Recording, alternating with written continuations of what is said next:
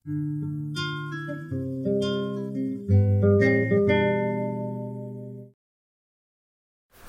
hello, welcome to Simon on the Sofa. Today I'm with a friend and new friend really. We've only known each other 2 weeks, and Bridget Finklaire, and today we're just going to have a chat. So yeah, hope you enjoy. How are you? I'm well, how are you? Yeah, I'm very good. So one of the things I wanted to talk to you about, or talk to about the sofa, which I told you, is about love. Yeah. So the lovely 4-letter word. Did I tell you the experience that I had a couple of years ago? And I said that I had an unconditional love experience. You mentioned it, when we first met. Yeah. So coffee shop. yeah. So I mentioned it, and so 2 years ago I had this. It's hard to describe really in words, but just a overwhelming feeling of joy, acceptance, a realization that love really, as airy-fairy as it may sound, but really is what life is. Yeah, life is love. And there was a number of other emotions that come through me. And then since then, I've been writing a lot about that and trying to stay in that place. I say trying, but just feeling that place. And I suppose, it's just when I met you, I felt this, strong sense of love and joy, and and you've been on your own individual path, and we don't know each other that well. And so I suppose just. Yeah, how can we describe that self-love, as it were? Oh God. Oh, do you know, at the end of that film, do you ever see that film, The Perfect Storm?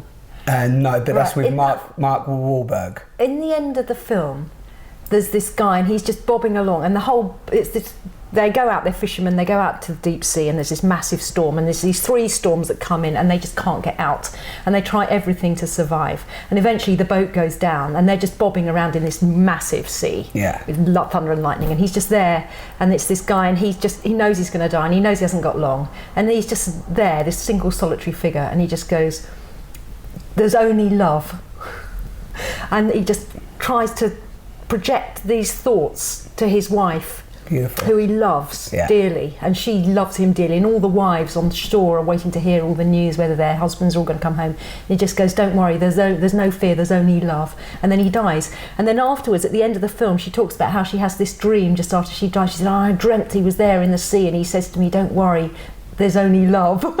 And nice. It's just so beautiful, and that's true, and actually that's what the entire universe is made up of. So it's not just like you and I and this stuff that's in our heart and this joy that we feel. That is the fabric and substance of whole of creation. I believe that is the unconditional love and light, which are probably the same thing. They're just 2 sides of the same coin. Are the structure of the universe. It's like a crystalline web, if you like, where everything is linked together on things that we can't even begin to comprehend and understand on this massive scale, where it's no ending, it's open-ended, there's no beginning, there's no end. And this love is constantly unfolding like a flower, just unfolding like the lotus unfolding different planes, different levels, different dimensions, but that's really the true essence of what we are, and that's what we're built on. And that's the spark that runs through everything. And do you feel that also, because I feel definitely that from having that experience, I not only reconnected, I say reconnected because I have this, beautiful image that when we're born, we're in that place. Absolutely. And when you even look at a child, and I know you've had children of your own, is that there's just that purity. It's just like absolutely pure. I can't describe it with words any better than that, And what happened to me is that at that point of realization of that, it's love, it's so much stripped away from, my desire to be famous, my desire to be rich, my desire to, be somebody I'm not, and, a real eye-opening happened to the point where even how I looked at the world was completely different. How I looked at people was completely different. The things that I started to connect with were completely different. You know, it's like being reborn. Totally. And I've written about this to the point where it was, and I know I've since following this journey even deeper, I've heard other people say it, but the child mind, the childlike. Even in the Bible, it says something about whoever shall enter the kingdom of God as a child, doesn't it? Yeah. We have to have that childlike innocence. Yeah. And that's where all the crap's taken away, all the cynicism and all the stuff that we've been put on us is finally lifted. And the pains, the conditions that we've grown into. So, and that's really is, I know you're going to say but that really is possible for everybody to feel that, isn't it? It's not like, it doesn't matter what, background you're from, it doesn't matter, what life you've been born into. So, because I've talked with different people, and there's a real, because of the conditioning, because of the pain we've become accustomed to, there's a real, I don't know if you've had this with any people you've come across, but a real, no, that's not possible, or I'm not going to get there, or, and they're always trying to get somewhere as well, isn't it?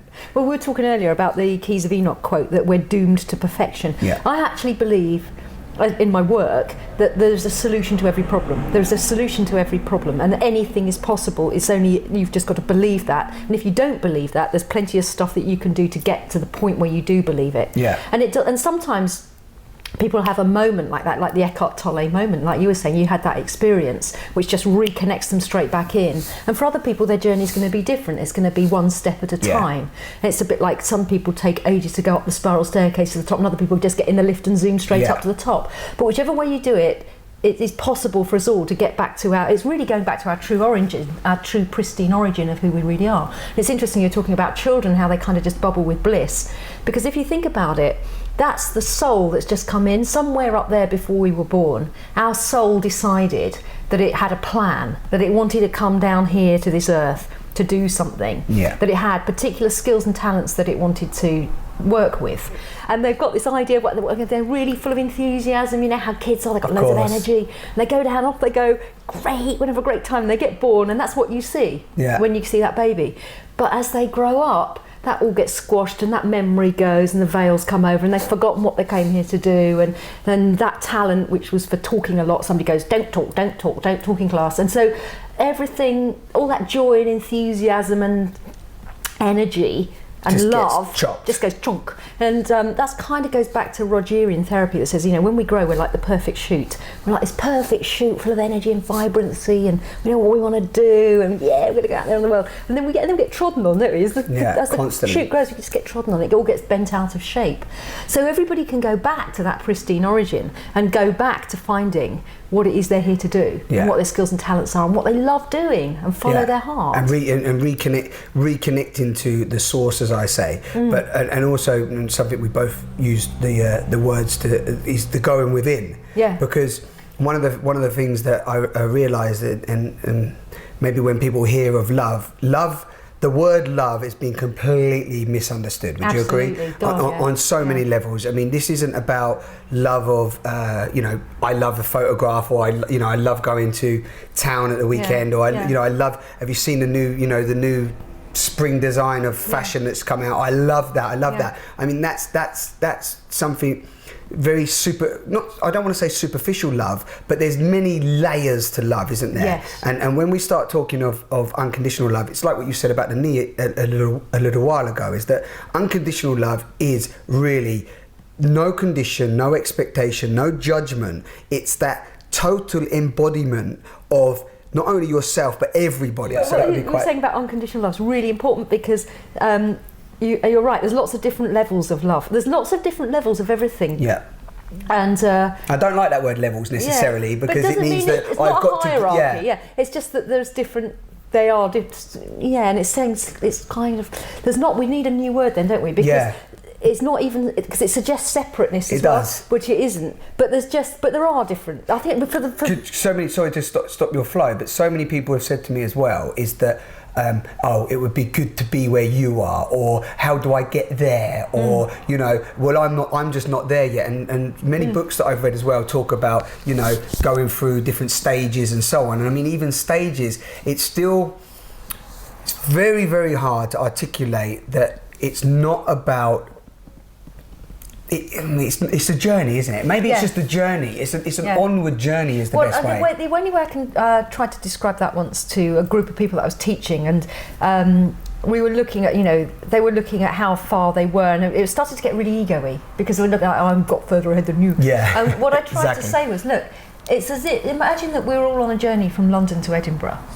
Some of us are going to go on the motorway. Some of us are going to go via the B roads. Somebody out there might be walking. It's going to take them weeks. Somebody might be on their bike. Somebody else might get an aeroplane. We're all going to go a different route. There are many different ways you can get from London to Edinburgh. Some are going to go by direct route. Some might go via Wales, which is a bloody long way to go, but that's their choice. But there's lots of different ways of getting there. But the fact is, we'll all end up in Edinburgh. Yeah, okay. So it doesn't matter if I've gone on the plane and got there first, is irrelevant. We'll all get there. But it's great you said about the falling into the ego as well, because they're, if you want to use the bracket spiritualism, or going within whatever the journey is, self-development, it comes under the bracket of, and so on, is that a lot of people on this path. And maybe it's part of the process, maybe it's the obstacle, like you say, maybe it's the going to Wales and then coming, going the long route round. Get to that point where it is about, I'm more enlightened, whether it be I do more meditation or I do so on, which I think sometimes, because one of the things that with the love and the unconditional love and keeping that as the focus is that, the criminal can feel it, the murderer can feel it, the like we said earlier, it's not whether you're rich or not rich, it's and the criminal, the murderer, the rich and the not rich, we're all that little baby with that bliss, with that pure bliss, exactly. So it's the exterior world that we're in, and the conditioning and the systems and the habits, and also what we've chosen, what maybe to some extent what the soul has chosen. Okay, that's very interesting. So would you say that you think that? So, because when I hear that, and I love that, if it's what the soul has chosen, there's this real thing with like saying, because total acceptance, and play with this, go with me on this, is that total acceptance is about not only accepting yourself through understanding where you've come from, what you've been through, and looking at the big picture in a sort of nutshell, and then having that total acceptance for everybody else is sometimes very difficult because you love them. But from an outside looking in, you want to think, okay, well, that's their journey. That's what the soul is maybe designed. And on one level, I say that to myself sometimes, but it's very difficult to have to embody that unconditional love. And definitely for myself over the past 2 years, to not want to say, do this or go that way. Yeah. Be the evangelist. Or sell it to everybody. or like you said, give a book, or help somebody out, or because. And I think we're all a bit like that. All of us that are on this kind of path, who've chosen this path. We talked about being chosen to be chosen. All of us who've chosen this path. Of course, we want everybody else to be with us because we want to all be one, and we all want to be there. So there is that. But sometimes you've just got to say this is part of that person's path. And there's that saying, if you walk a mile in my shoes. So if you look at all of their experiences that they've had in this life, and it's our experiences that create the programming that we need to detach from.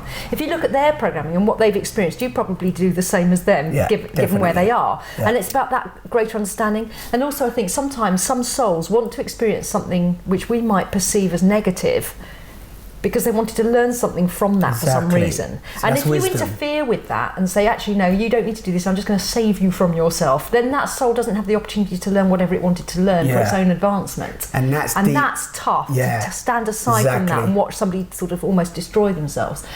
The best thing with, giving help is to help the people who've actually asked for it. If somebody comes to you and says, I've got any good books, or, we're on like-minded train of thought, and you can go, oh yeah, we're talking about that, and you must read this book, and have you read that book?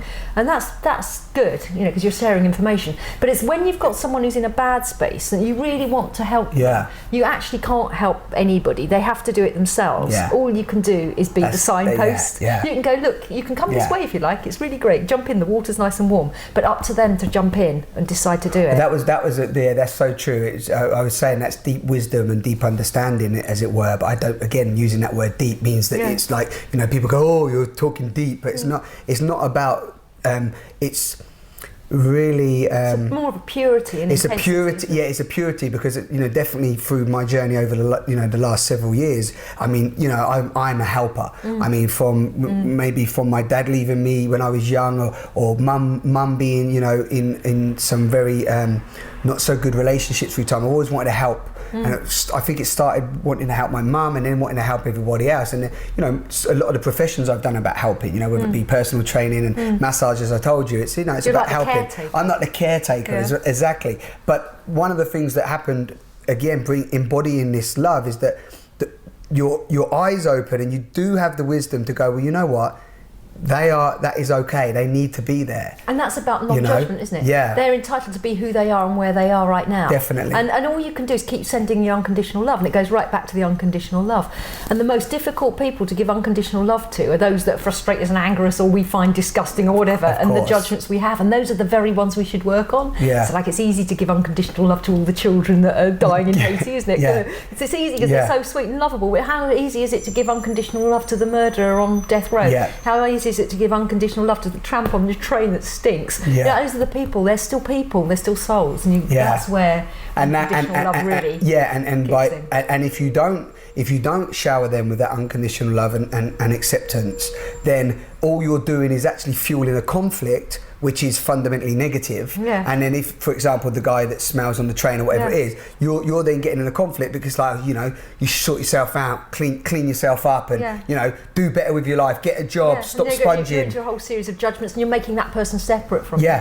But equally, the other way, people can also separate, the person who's in the Rolls Royce who hasn't got to go on the tube after all. They can separate out from that because there's jealousy around that, so that you're pushing that further away as negative energy again. And you've got to kind of just envy, bring it all to become as one. Which is tough. It's not easy. No, it's not easy. But the fruits of it are great, I think. And the simplicity, and it's something I always come back to, and you may have heard this yourself, is simplicity is divinity. Okay? Yeah. And embodying unconditional love and following that path within has only, and you may have come across some people as well, or yourself, is that journey within not only feels more meaningful, not only has more depth, maybe loving connections, more joy, more laughter, more positivity. Yet why do we all avoid it? Do you have the answer? No. But do you see what I mean? Do we all avoid it? Do you think we do all avoid it? I think that's what we're all searching for.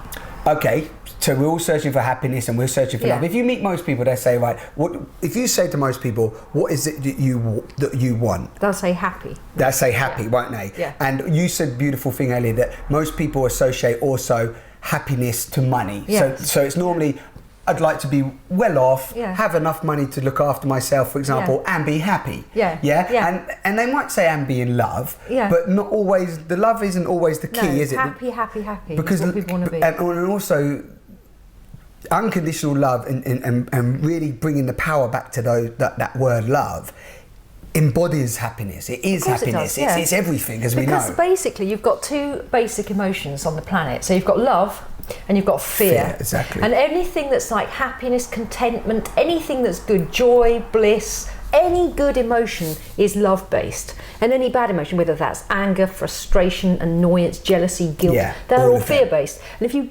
really reduce back, it always comes to fear. So when people are angry, it's only because they fear that their ego's being attacked. Definitely. You know, they feel they're being attacked or something, they've been wronged in some way, and they're afraid that that's going to be somehow they're going to lose something, so the fear gets misplaced as anger. So yeah, the love, we've got to just keep on choosing this path rather than that one. And that choice is there in every moment of every day. Yeah. But it's about always choosing that. But you're right, people always say happiness rather than love. But we also choose, and that's another great analogy, is that because there's something to add there. Love has no opposite. I love that. Have you heard that before? Love has no opposite. Because it is. It is. And it's a constant. And it's constant and it's everything. Yeah. And one of the things I've started to really notice as well in other people and looking at myself as well is that the negativity that we're in a lot of the time is conditioned and it's habitual. It's like you said earlier, it's subconscious. Yes, it's deep subconscious. Yeah. But love, fundamentally, I don't know if you see it like this, fear is actually the guide for love, because if you know what you fear, which most of us do, and we confront that fear, you access love. So love, because it sort of dissipates. It dissipates. Yeah. So then love becomes the key energy, the positivity and everything. And that negativity dissipates, like you said, disappears. So it is no more, but it was needed in order to access. Yes, because I suppose it's the fear tells us what we need to detach from, doesn't it? And what we need to confront, because like, you say, for example, whatever it is, if you're in a relationship, if you're in a job, if you're even like you said there, is that we create these fears, whether it be fear of not having money at the end of the month, fear of not finding happiness, fear of being successful, fear of not being successful, whatever the fear is that it's almost saying, well, this is what you're really scared of. Yeah. Well, if you come this way, and if you really look at it, there's nothing to be afraid of. Yeah. That goes back to Eckhart Tolle as well, doesn't it? About in this moment now, everything's perfect. Exactly. And it's so you're only fearing what's going to happen in the future. Yeah. It's interesting. And also fearing what's going to happen in the future based on what happened in the past. Our past. Yeah. And I think that the unconditional love brings through that acceptance, through that positivity, through that joy. If you think of, even now using society as well, of how we've built that up on a lot of negative foundations, would you agree? I'm not saying all of society is negative, because it's not, it's beautiful. Yeah. The planet we live on is beautiful. But a lot of the systems in place, regardless of the system, is being built from fear, on the base of negativity. Yes. Yeah. So if you take but that's because we live in a fallen universe and there is this duality. And so there's always going to be that. So you kind of have to know fear to know love, don't you? Exactly. You have to have black to have white. Yeah, it has to be white. That has to be there. Yeah. But then I suppose the question would be is if more and more people, as you said, through awareness, through self-awareness, through unconditional love, they have self-awareness, they see the fears guide them, the fears dissipate, they're in a place of joy, they're in a place of, positive emotion, happiness, they find the happiness they want. Yeah. Is that the only access point? So does the negativity have to be there? So is there always going to be wars? Is there always going to be, because we're all evolving. So this is just a journey of evolution, isn't it? And as more of us detach from that programming and come into the space, create that space of love, that space of unconditional love, because you start here inside, that's what we're talking about, you start here inside, but then it starts projecting outside. So then you've created a space of love in you. Now you're going to create a space of love within your family and your loved ones and within your house and then within the network of the people that you know. So as that space of love creates, you're unravelling, if you like, the coding of fear, aren't you? So that it's going back to its source. Because if we say everything comes from source, and the source is unconditional love and light, then all the negative, what we call negative, is just another part of the spectrum. So that all it is light folded in on itself. Somehow. It's got distorted or gone into a negative phase, let's say. So as you confront those, it's like a soap bubble popping. It just unravels and must eventually turn back into what it was originally made of, which has to be love, because we know there's nothing else but love. So eventually it must all go back into that. And I'm kind of grappling with this myself, but there must be something around trinitization, because we know, we talk about, the Trinity, threes are really important. Yeah. So we have like electrons, protons and neutrons. We have carbohydrates, proteins and fats. Yeah. We have Mother, Father, Son. We have God the Father, God the Son, God the Holy Spirit. So the sort of tripling Trinity thing is really important somehow. And we know that we live in a fallen universe, which is duality, which is two. So somehow it's not just coming together as one. It must be, as I said, I'm grappling with this as I'm talking about it, because I'm not sure, I haven't theorised it yet. But there must be something that trinitizes. There must be that we've got the negative and the positive, and then something comes along and says, okay, that all becomes one. Yeah, interesting. By trinitizing. Very interesting. And perhaps that's what the unconditional love does, because you've got what we perceive as good, and it is only our perception, what we perceive as good and what we perceive as bad, and somehow they've got out, they've become separated out, but they're actually part of the same spectrum. Yeah, definitely. So perhaps the unconditional love trinitizes it back, and when the third element comes in, it creates something stable. Yeah, like a three-legged stool. You can't have a stool with two legs. You put 3 legs on it, it's stable. Somehow that must stabilize it and bring it all back into one. That would be really, that theory would actually be very powerful in relation to the imbalances that are going on the planet at the moment. Because it's polarizing. Yeah, because we're getting worse and worse dark and more and more light. Yeah. And at some point, something's got to happen. Yeah, because regardless, because no matter how you interpret this, whatever part of your life journey that you're on, because people will go, well, my life's just this, that's all hocus pocus, that's just happening as it is, and what about me who's in so much pain, or my family who's been through so much pain, or all these people that have not even got the opportunity to even read a book, talk about love or anything, because let's be honest, there's so many people out there that don't even get the split second to talk about this or feel it in any stretch of the imagination. You're born into, for example, in places in Africa, you're born into them, you're taken at a young age, you're either raped, made to be a fighter or so on. Daily survival, isn't it? Or daily survival, or your arms are cut off if you're not picking the diamonds that we want on our rings over here for weddings, for example.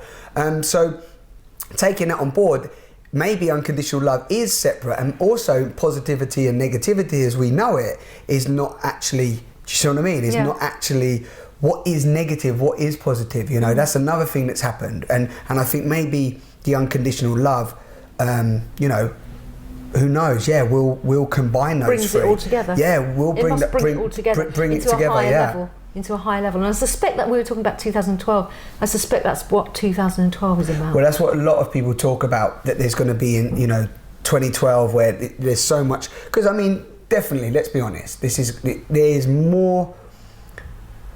You can vouch for this probably better than me. There's more and more and more positivity growing daily. Yeah. On such a large scale. Correct? And I know there's a lot of negativity out there, but there's more and more positive. And you said a beautiful thing to me when we met a couple of weeks ago about the woman that you met and her curve to consciousness or enlightenment or awakening, as it were, just went churn. Yeah. And I think that's happening as well, is that it's not about reading, you don't have to read 50, this is not about reading 50 books or becoming a Buddhist monk or going to meditate for 25 days. Because everything's speeded up now. Yeah. So 100 years ago you did have to go and sit on a mountain and meditate for God knows how many years, but because consciousness is raising and is speeding up, and time is speeding up, and everything is gathering pace, so it's like more and more people are being awakened, and in the same way that technology is taking leaps and bounds, I think so are methods of healing and becoming whole, if you like. Yeah. Becoming whole, becoming less fragmented, which is actually goes back to oneness, doesn't it? Yeah. So we're not fragmented within ourselves. Yeah, but even from the time of Freud, you'd be sitting there analysing what's going on with your life. Now that seems so old hat. We've got fantastic new methods of working with stuff that's going on in your head and with your feelings and emotions in a much, much quicker way. So that's all escalating, and more new things are coming in all the time. So I think because of that, the whole level of consciousness is raising, and so people are waking up because they're in. It's almost like over the winter you can have bulbs and things in the ground, they're doing nothing, it looks like it's dead, doesn't it? Yeah, of course, yeah. And then come spring, when it's the right time and the right temperature and the sun starts shining, you get the daffodils coming through. Of course. And it's a little bit like that. The cycle. Yeah, and it's because we've come to a point in our evolution where the timing is right, and the energy's being beamed at us are right, and things are gathering pace like crazy now, and all these sort of bulbs that have been sitting in the soil being unawakened are awakening and coming up. And as you're saying, sometimes that's a long journey, going via Wales, reading all the books, going and meditating. Sometimes people just like that girl, something just happened and it just awoken her. And I think we've all probably chosen to be incarnated at this time because there's such special things happening, but we've probably kind of forgotten that we chose to be incarnated at this time to do something special. We were all sort of stumbling around in the dark thinking, I know I'm here for a special reason, I know something special's happening, and I know I'm awakened, and there's this unconditional love stuff, and we've kind of got bits of the jigsaw but not the whole picture yet. Definitely. And we're kind of stumbling around, but I think we've just got to have, that's where the whole faith and trust comes in. So we've got to just trust that no, we're not going bonkers, no, this is real, and we are being guided, and it all will be revealed, and we will know, and just keep going with it, and just keep choosing. There's always those two choices, the fear and the love, and keep choosing the higher path, and keep choosing and just try the good. And even if you're in a really bad state of maybe depression, fear, anger, whatever the negative place that you might find you into that today, is really just try to implement something, you know, however small it is as well. You know, would you say that? Some, you know, also for people that might be listening to our talk, is one of the questions I had recently was that I was saying to somebody, go within. Yeah, you know, just go within it, you know, go within. And it just something that you brought up there as well is that one of the other things that I think that humans do, or that we've done, and maybe it's a slight dysfunction or out of balance way of thinking, is that we do want to know everything. We want to know the end. We need to know what's happening tomorrow, what's happening in 2012, what's happening. I mean, nobody can say that is happening on that date there, because nobody knows. That's why there's so many different discussions about it.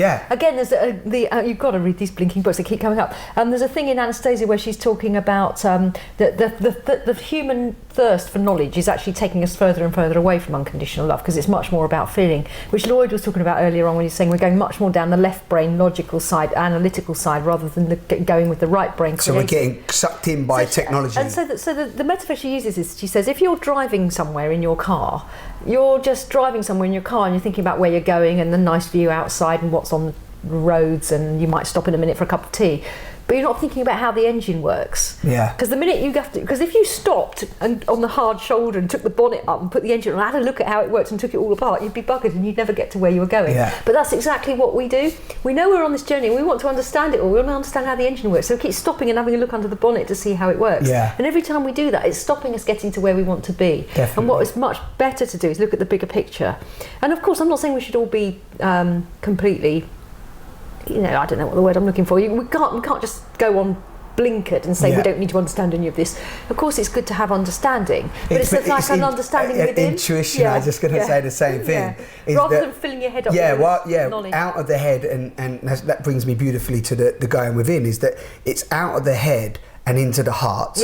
And also through the heart, through the love, through the faith, as you call it, and also through the trust, and then comes the intuition, the wisdom, the inner knowledge that you didn't realise you had but is there. The you know, what else? The connection to source, the essence, and then in that place, that brings the inner peace. And also, you see, your brain, if it's all full all the time of all these things, whatever it is, all the problems I've got, or whatever it is that your brain is full of. Stresses, negativity, what am I going to do, how am I going to survive? Actually, the brain is just the brain it doesn't create thought, it processes thoughts. So it's like a hub centre that processes thoughts. So all the time it's processing your own thoughts about how difficult your life is and how crap everything is, or haven't got any money, or whatever it is. It's just cycling around with these thoughts. Actually, when you go within and you go into the heart space, the brain activity drops, and now your brain is a machine for processing thought, which means it can process thoughts that are coming from a higher level, from out there, which is called, for a lot of people, say the not the higher intelligence. The higher intelligence, It's labelled as that. It's like the thoughts in the ether. And so Rupert Sheldrake talks about this, about how we're picking up on this kind of field of coding and information that's out there. And if Keys of Enoch talks about mind one and mind two. So there's a higher mind that's thought projecting into us, and so we can start to pick that up. So when you go within and you go quiet and you go into your heart space, we're also drawing in light and love and recoding and all sorts of wonderful goodies out there that are then enabling us to go further on our journey. But we've kind of gone away. There's something I want to go back and pick up on, which we're talking about. Yeah, that's all right for all of us who are on this journey. But what about the poor person who's just been born in South America or Africa somewhere? Beautiful. You know, whatever, horrible life. And this is what we really. This is the whole thing about being the change you want to see, isn't it? Because those are the people we should. Okay, you could have an argument that their soul has planned that because it wants to experience it, but does their soul really have to experience that to progress? Exactly. This is my question. Maybe that's about mankind progressing. Because why are we allowing that to happen in this day and age? There is enough for everybody. Because we are society, right? We're creating it. Yeah. And so why are we allowing that to happen? And that is all, and that's where the unconditional love is really going to make the difference. Because as you start to create spaces of love and those people start to feel loved, because the perpetrators of these things are just broken people who didn't have love and are still looking for it. And as we start to break the cycle, that's where you'll change society. So those people aren't born into abject poverty or into being raped or having their legs chopped off or walking into a minefield or whatever is going on. And so all these wars are about fear and ego and anger and mine's better than yours, and that's all coming from a lack of love. It's all coming from a lack of love and from separation rather than oneness. So to change that, we've got to change and break that cycle. So this is where you kind of got to catch that baby with the blissness. The bliss. And we've got to kind of carry that so that heart doesn't get broken, so that baby doesn't become the future generation that's going to destroy whatever they're mentally and physically abused, isn't getting told that this is society, this is how it is, it should be like this, not being told that your fears are good, be careful where you go, don't talk to strangers, and all this stuff that we're told. We are the result of our programming. So if we can change the programming from the offset, from childhood, then you've got a different society. But then that goes with everything. We're talking schools, we're talking nurseries. So we have to really have a look at the way that we run. So the whole structure of society has to change, doesn't it? Definitely. And you look at society, we were talking about money earlier on, and I just always find it incredible that people like teachers and nurses and doctors and healers and therapists and all these people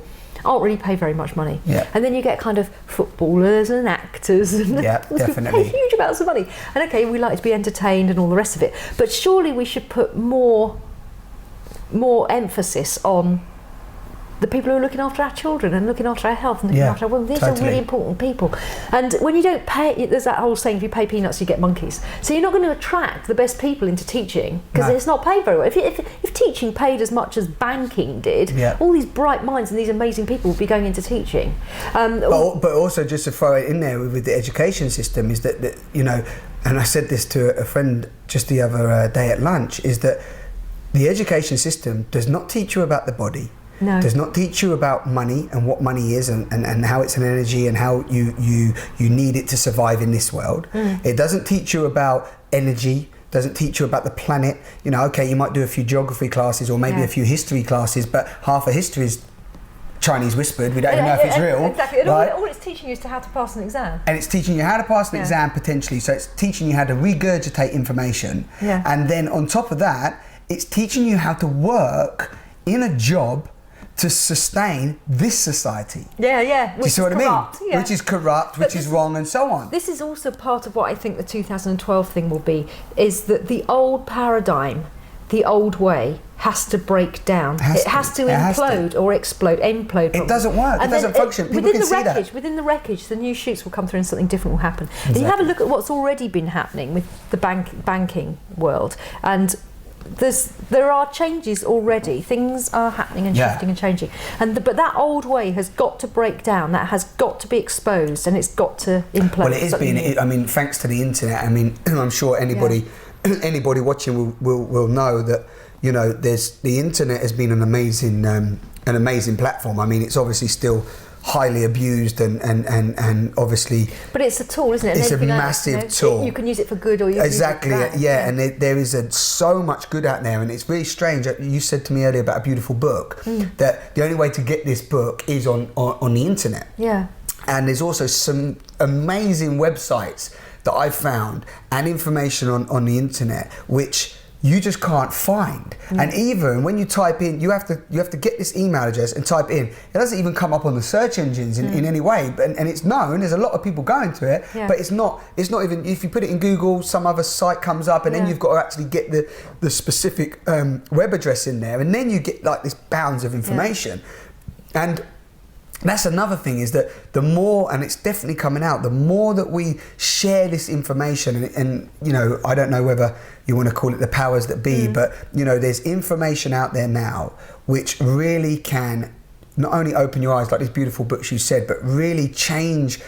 Everything that you perceive life to be is not actually how it is. Exactly. You know, that is the big thing, isn't it? And you've got in like Anastasia, these books, Anastasia, that are just more and more, and it's like what you said, an evolution of information, but also an evolution of, it's not a stopping point, is there? No. There's no like, oh, you're in unconditional love, boom, everything's cool, great, lovely, here we are. That's a journey. It's a massive journey, and I think, I don't know if you feel this, because you've been sending me some beautiful information from your friends and people that you've connected with, is that, is it just because I'm in this place and I'm vibrating this place and I'm attracting people that are like-minded, or is there definitely it feels like a positive vibration coming? Bob Marley would be happy. He would. Right? He would, bless him. Bob Marley, he's smoking a big reefer right now, and he's up there somewhere just going, I knew it, you know, because he was channeling. Yeah. I mean, I know somebody said to me the other day, they said, oh yeah, Bob Marley, but you know, he was stoned all the time, you know. And okay, on one level, I'm not agreeing to smoking marijuana and saying go out and smoke marijuana, but he was channeling some serious positivity, Oh yeah. And really had a great vision. But I mean, there's a positive vibration, isn't there? There is, but I think both of what, I don't think it's one or the other, I think it's both of what you said. One is that because you're vibrating at a particular frequency, you're inviting that frequency into your life, because the birds of a feather flock together and all law of attraction and all of that stuff. So part of it is because of where you are on that journey that you've chosen, and then part of it is because lots of other people are the same thing's happening. A few years ago, I was doing a course and I was in a meditation thing, and I saw, and I think we were chanting sacred mantras. I can't remember. We had to chant something for 33 minutes, which is a long time. That's a long time. It's a long time. And at the beginning, you think, oh, fuck, you know, I've chanted this for 33 something minutes. But actually, it's amazing because you get into it, and after about 10 minutes, you start to get into your stride. And after about 20 minutes, amazing things start happening. And you start getting all these visions. What, because all you're focusing on is the mantra? All you're doing is mantra. So you just and it's, I think one that we did was the Kadosh mantra, Kadosh, Kadosh, Kadosh, Adonai Tsabayot, which is Hebrew. Say that again. Kadosh, Kadosh, Kadosh, Adonai Tsabayot. Kadosh, Kadosh, Kadosh, Sabayot. Adonai Sabayot. Yeah, lovely. It's a really, really powerful mantra. Yeah. And I think another one that we were doing was a Tibetan one, and it wasn't Om Mani Padme Hum, but it was something of that ilk. Maybe the Gayatri. Anyway, we're chanting it, and about 20 minutes into this chanting, I was getting all these visions, and this was about 3 or 4 years ago, and I had this vision of of everything, that mystical thing where you realise everything is connected, and you look at a tree and it looks completely different, and that everything is connected. And not only that, but I've had this vision of me slowly panning back from the world and seeing whole cities connected to then the whole world connected. Amazing. And then I was going out and I could see that was connected to all the stars. And then I'm out in outer space in my vision that I'm getting as I'm chanting this thing, and what I'm seeing is the earth is like, it's in darkness, but these lights are coming on, and it's like lights coming on like this, and it's all the light workers, waking up, and it's all these people who are going into that higher vibration, who are opening up to that unconditional love. And this was literally 3 or 4 years ago, and I can see all the light workers coming online. And you're seeing the whole planet, and I can just see them going like this all over the world. Beautiful. Different people, different colour, different races, men, women, children, old, just all chung, chung, chung, chung, chung, these lights coming on. And I have a feeling that's happening. That's still happening. Those lights are still coming constantly on. So eventually the critical mass of people who are making these choices and who want a different world will be that change. We are the ones we're looking for the change. We are the ones, and we're just progressing and evolving. And we're like the forerunners, aren't we? Because it's hard for us. It's like if you go through the jungle, we're the ones who've got to go and hack the trees down and try and wind our way, and we got to get through. And then people get kicked along the way. And then about 10 years time, there's a motorway because everybody's going down, and it's easy. So we're the pioneers who are doing that, but more and more and more and more people are coming online, and those connections, and the internet is fantastic for that because it connects us. It almost feels like sometimes you're in an underground movement, doesn't it? Because it's not mainstream, but there's becoming more and more mainstream. And what I'm noticing is where maybe 10 years ago you really had to get quiet if you were a healer or you did anything alternative because you would be considered a bit bonkers. Acupuncture, now everything. It's all becoming much more mainstream. It's all becoming more acceptable. Even last year I was on a professional conference for psychotherapists and hypnotherapists, and one of the guys you do hypnotherapy. I do hypnotherapy and psychotherapy, and I was on this conference, and one of the speakers who was talking about trauma and post-traumatic stress disorder came up and he started talking about 2012. And you think, wow, this is like. Well, he just walked straight. I was talking to him at the end because I was interested in what he was saying, and he started talking about 2012. So, and then things like. Was that sort of the first time you got on that, or no? You'd heard other stuff coming in about 2012. Not within the industry, not within that industry. I mean, obviously, you know about 2012 within the sort of alternative field that I'm in, within the esoteric, but not within the mainstream psychotherapy field. So that was quite interesting. And then you're starting to get people who maybe 5-10 years ago would never have dreamt of coming and having healing or working with hypnosis or working with some of the more alternative therapies that I work with, and now they're kind of coming. The solicitors and the bankers are coming in, and I'm going, well, would you do? I do this thing. It's called Theta DNA healing. Are you open to that? And I go, yeah. And there's people coming in. I'm really interested in learning Reiki. Who 10 years ago would have thought it was rubbish. That's amazing. So I think that's just a sign of how much things are growing and opening. And that's happening. I'm not obviously healing, but that's happening with even random people, because this is why it's felt powerful for me, is that that's happening with random people just in everyday life. From taxi drivers to people in the stores and so on, is that because I'm communicating the way I communicate now, if somebody, you're opening something in them.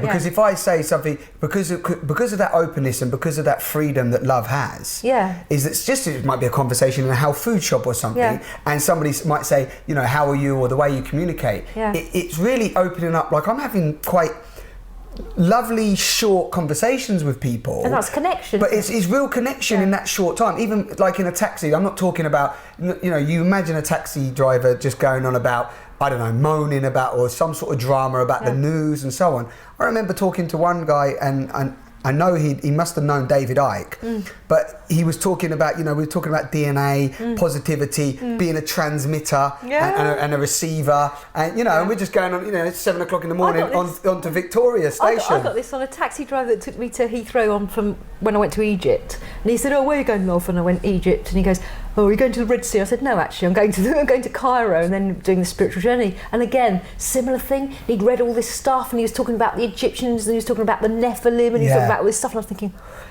how mad is it? And it's and that's what I mean. He's been sent. It's funny you say that, but not throwing that away.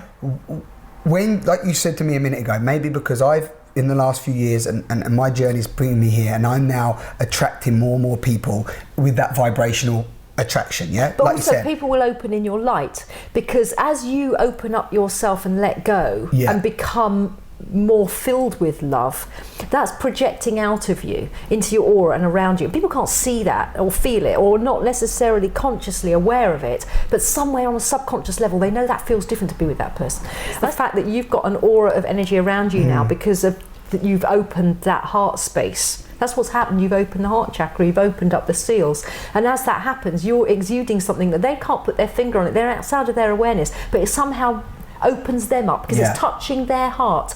So this is why when you talk about what do you do about all these other people who aren't able to pay for therapy and get themselves fixed or anything, by becoming who we are and opening up our heart, we create an aura around us where when people are in that aura, somehow their hearts get touched and opened.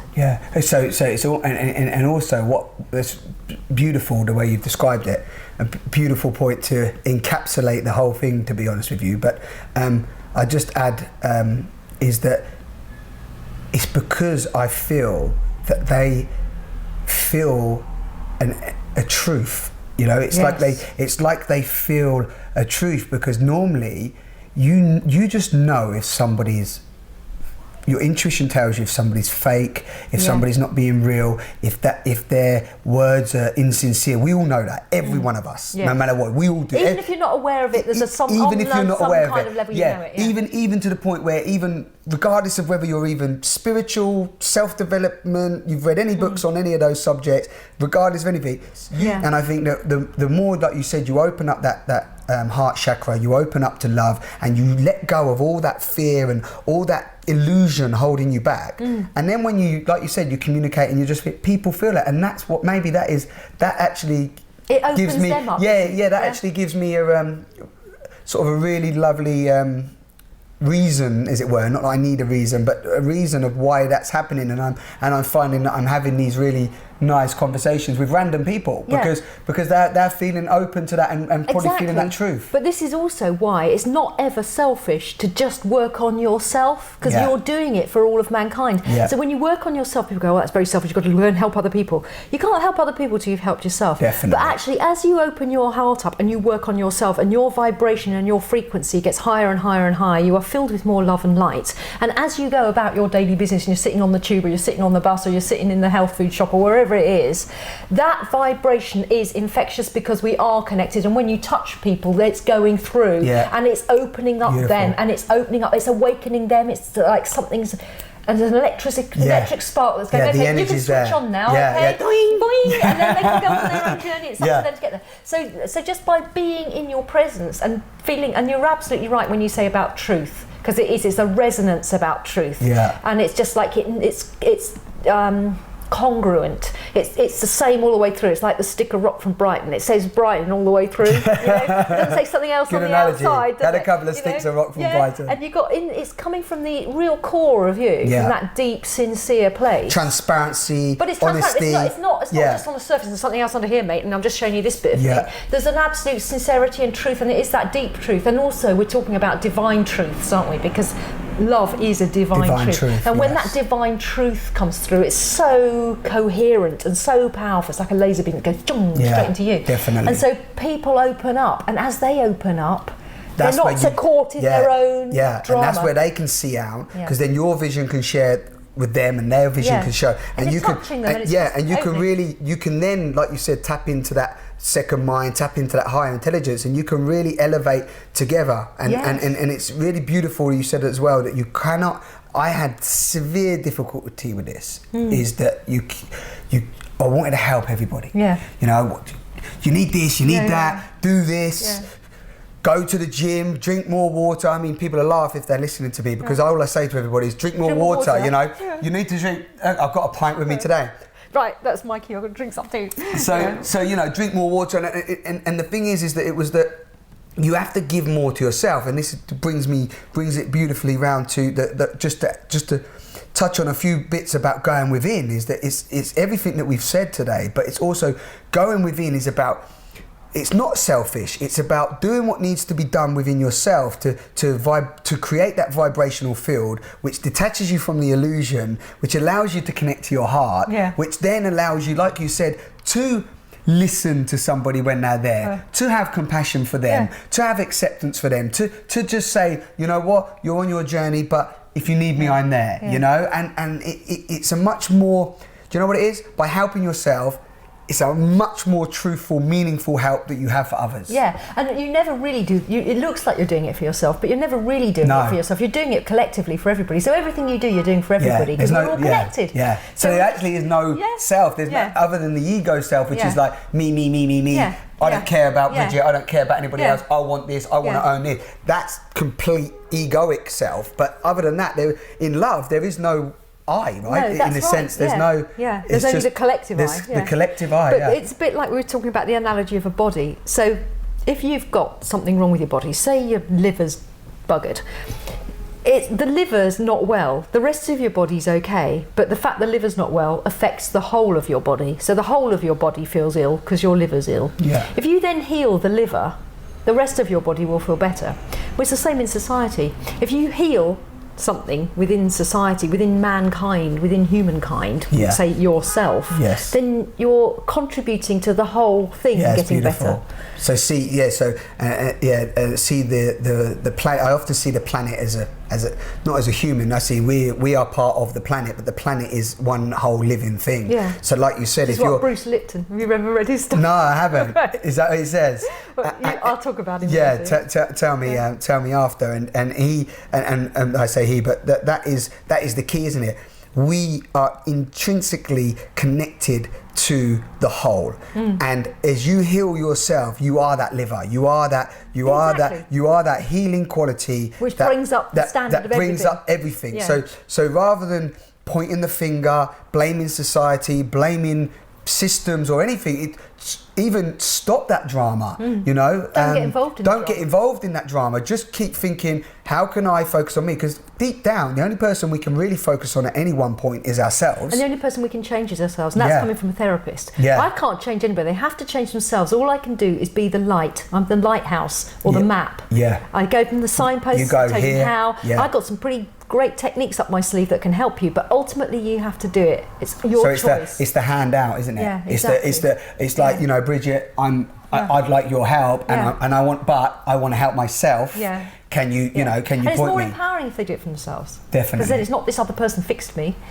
So it's quite interesting. But going about what you were saying about being in somebody's light, I've had that before, where I've had clients who maybe aren't on this journey, who've come in and it's just an ordinary discussion. The first session I ever have with a client is an ordinary discussion, and I might be sitting there asking them about their problem, and they start talking, and then about 10 minutes into them talking, they go, "Have you hypnotised me?" I go, "No, we're just sitting here talking." And they go, "Because I'm telling you all this stuff I've never told anybody else, and I just thought maybe you've hypnotised me already." And I go, no, just carry on telling. And all that's happening is they're in that light. They're in, and it's not my light, as I said, we're channeling it from out there. But that, all we're doing is taking the covers off the light. The light's already there, you're just taking all the things off that are obscuring it. And as that light shines out, it's like you being in the bus queue or whatever it is, and you start talking to somebody and that opens them up, and that person, because they're sitting in that space with me, somehow something's touched them within me without me really doing anything but being present. And they might just feel safe as well. Allowed them to feel safe and open up the heart and then start telling their story properly, rather than the story they've rehearsed in their mind that they tell everybody. The real truth starts to come out. That's why they think they've been hypnotised. The story on top of the story. Okay. Say, for example, they come to the Simon on the Sofa. Simon on the Sofa, as you all know, is about going within. It's about love. It's about deep communication, which is what me and Bridget are having today, and just talking openly to allow this truth to resonate. That's fundamentally what these conversations are about. So, say somebody comes to my blog, or they come onto my website, and they've obviously come there, so they've been attracted there. Can we, you being obviously a therapist and a healer and so on, and obviously from my own journey, I mean, I can tell people what to do, but without telling people what to do, I mean, say you're a criminal. Let's take criminal, for example. Come to the site, you start reading, it's sounding a bit positive and that, but you're there and you really want to embark on a journey. What would you say to somebody, that are looking for that happiness and that love, because I mean, how I sort of do it, I could take. Sometimes you can overwhelm people, can't you? Because it's like, this. Do that. Read that. Why don't we anybody who's watching it? Why don't we now just beam some love at them? Let's do it. So why don't we, with our intention, go, okay, we're just going to go into our heart space and open that up. And I know this is going to work. Okay. Because we're going to get upstairs to help us. All right. So anybody watching this who doesn't know where to start, is not sure what to do, but wants to make a journey. Let's just wrap them in unconditional love. Okay. And let's just beam from our heart into their heart. And it's theirs to choose if they want to take it. And let's just ask that they are guided in the highest and best way for them. That they're surrounded by angels of light. That they're surrounded by the presence of the divine, the Shekinah, the dove, the Holy Spirit, whatever you want to call that, which is the advocate and the comforter. And just for them to be still, and just for them to focus on their heart, actually physically focus on their heart in the centre of their chest. Feel their love. And just focus on that space in the centre of their chest. And that is their barometer, that's their compass. And there'll be a knowing inside where to start. And just trust that you'll be guided. And just ask the universe, God, the divine, your higher self, the 0 point field, whatever you want to call it, higher power. Just ask, I want to get well. I want to find that love. Show me the way, guide me. And then trust that the universe got that message and you'll be guided. You might see a poster for something, you might see a leaflet, you might see a book in the library, you might meet somebody who says something, there might be a free talk to go to somewhere. But somewhere there will be a sign. The universe will deliver it, and it's up to you to look out for it, and you will know because it will resonate in the heart space. And let's just, for anybody who wants it, who wants to know how that resonates in the heart space, if they just say a yes, they'll get that. And I'll just download that for them. How's that? Do you think that'll give people a chance? I think that's a perfect chance. I think that answered the question beautifully. Thank you. Okay, so beautiful. Thank you for coming. Thank you. Brilliant. Oh, thank you very really much. Good. Yeah, it's been fun. So there you have it, unconditional love, and hopefully you get something from our chat. And yeah, I don't think I need to say anything else. Have a great day.